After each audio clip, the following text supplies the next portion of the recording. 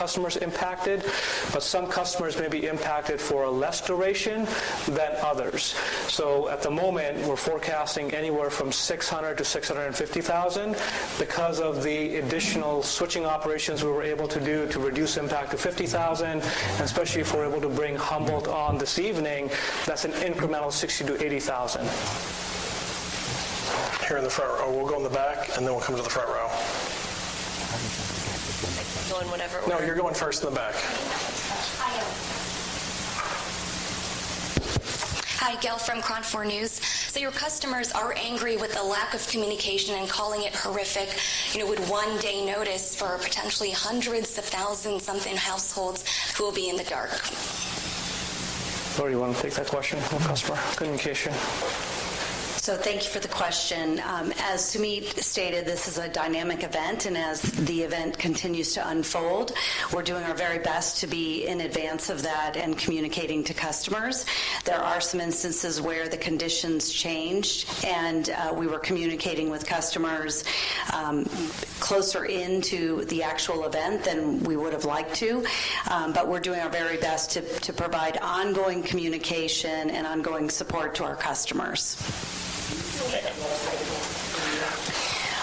It's a unique website, and we'll be pushing that out to all of you at the conclusion of tonight's press conference.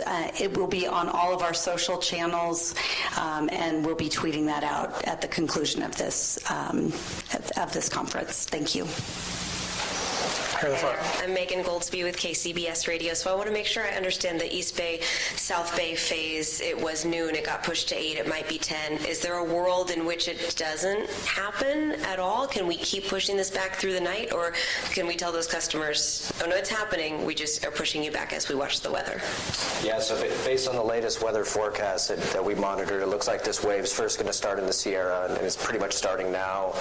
It's going to arrive in the North Bay a little bit later, and then it's going to arrive farther south in the East Bay and South Bay, basically Santa Cruz Mountains, at the time that was communicated, about 8 p.m. tonight, and a little bit later. So essentially, based on the latest weather forecast models I've seen, the winds are still expected to arrive. We could see peak gusts over some of the elevated terrain in the East Bay, like Oakland Hills North, Oakland Hills South, some of those weather stations, as well as Sonoma Ridge, some of the ridges of East Bay, as well as the Santa Cruz Mountain. We could see gusts 45, 50 miles per hour tonight. Overnight is the kind of peak risk period. So it's definitely going to happen? I know we're talking about weather here, but... Based on the latest forecast, I believe it to happen. However, we're monitoring conditions 24/7, and if the weather doesn't materialize as expected, then we do have the opportunity to abort in any situation, but we'll need some good confidence in that happening. The last thing I would add to that is we're doing our level best to be judicious, right, both in terms of the timing and aligning that with the weather forecast, and also minimizing the impact of potential catastrophic wildfires. So because we do understand the disruption that shutting off power causes.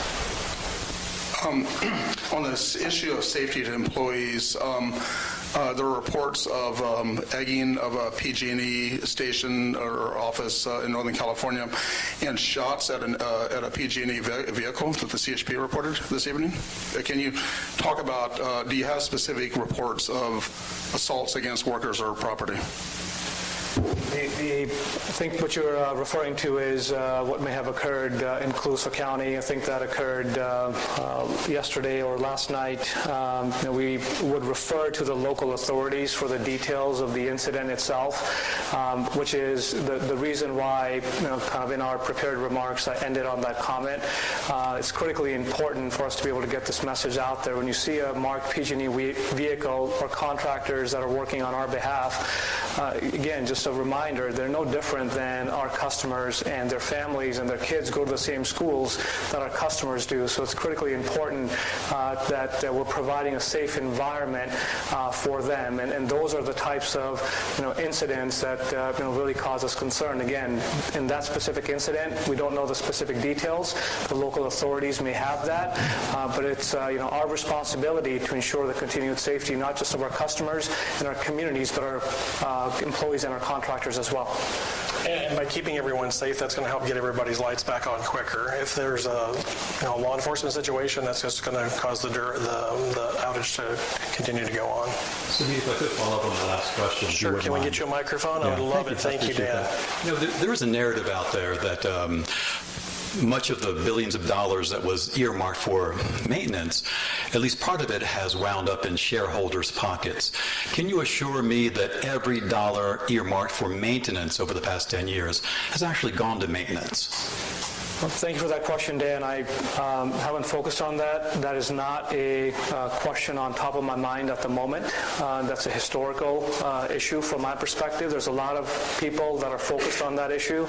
The unwavering focus that we have, and every single individual and every single employee and every single contractor at this moment, is to ensure the continued safety of our customers and our communities, given the adverse weather forecast that we are seeing in regards to the catastrophic wildfires, and that is our only focus at the moment. Can you assure us that moving forward that money for maintenance will be spent on maintenance? I am not focused on that, sir, respectfally.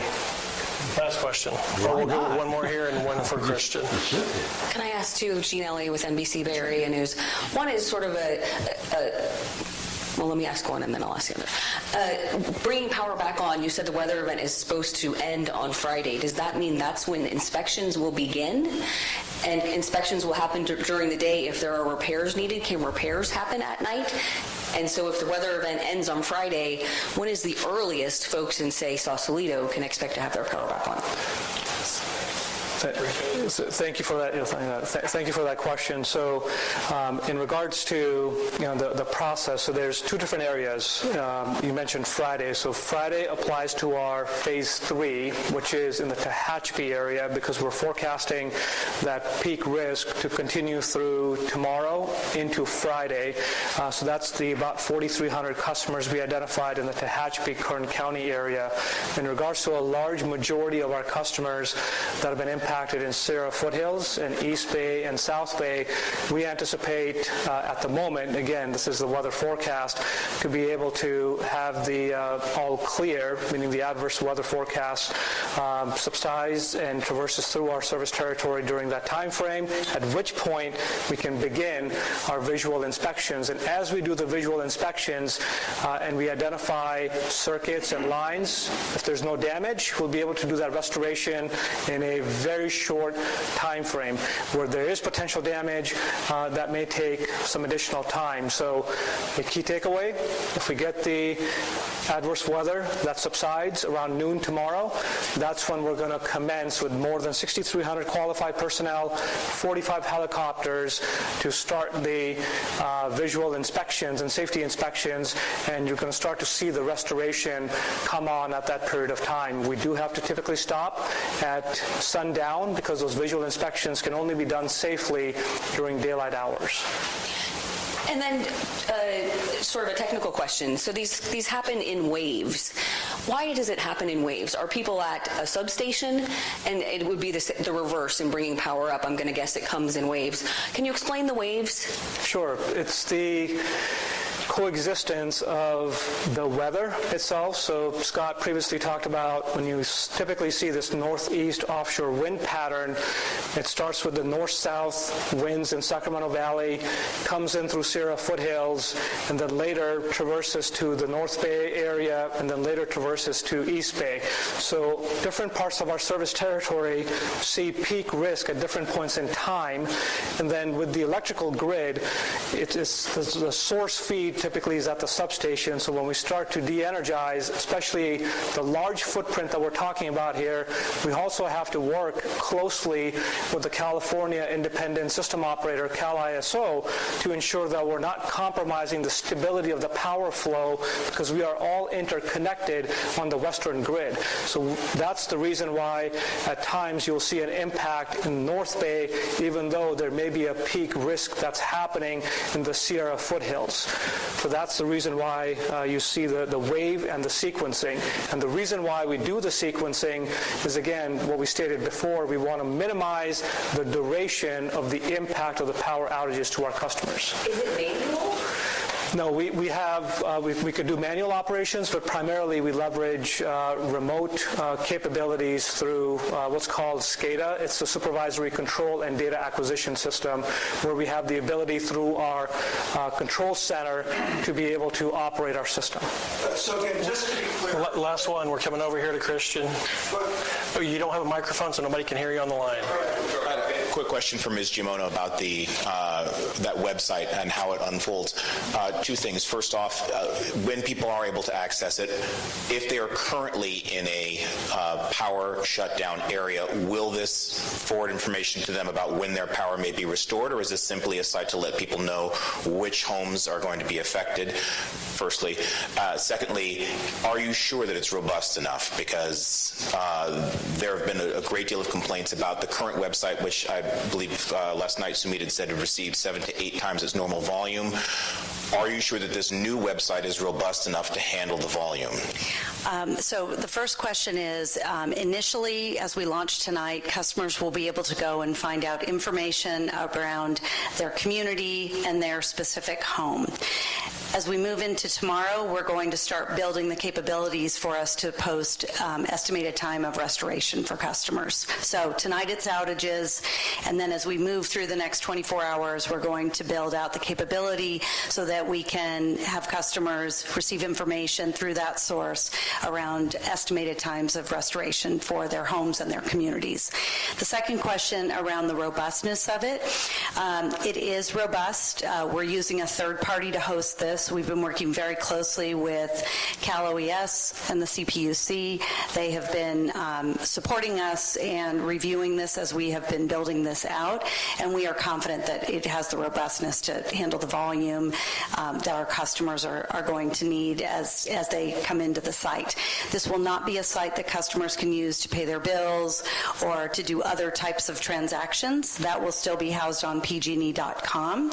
This site will be specifically focused on supporting customers through this event. Last question for George. So again, just to be clear, if you're initially you were saying noon, then 8, is it now that you're looking at more like 10 p.m. is the window to start phase 2? Yeah, so our goal typically is before we get into the actual weather event window, several hours before that, we would start the de-energization sequence so that we have our system de-energized and in a safe state and condition before we start to see the adverse wind events. So, that conversation is happening and the decision-making is happening at the moment right now in our Emergency Operations Center. So that window is anywhere from 7 p.m. to the 9 p.m. time frame. To actually start the power shutoff. That is correct, sir. And again, it could, be moved to later if, the weather pattern shifts again. So that's, at the moment, the best available information we have. And again, just to summarize from JD's question earlier, you're looking at 600 to 650 is going to be the affected amount, just to clarify that? Correct. The total customers impacted were about 800,000, but where we are in terms of the 50,000 that we were able to bring back because of what I discussed and the work we're trying to do to bring Humboldt back, if you add that together, it's about 100,000. So we're kind of in that 650, 700 and where were the estimate. The 50,000 were within the Sierra foothill area in different parts of our system. We were able to do the operations and bifurcate the customers that are in the lower fire risk area compared to the elevated and extreme fire risk area. Okay, so we've got to get back and make some decisions for the East Bay tonight. So we're going to thank everybody for coming. Appreciate you being here. And we'll do another one of these tomorrow night. We are committed to doing these throughout the process to make sure you guys are up to date. So thank you.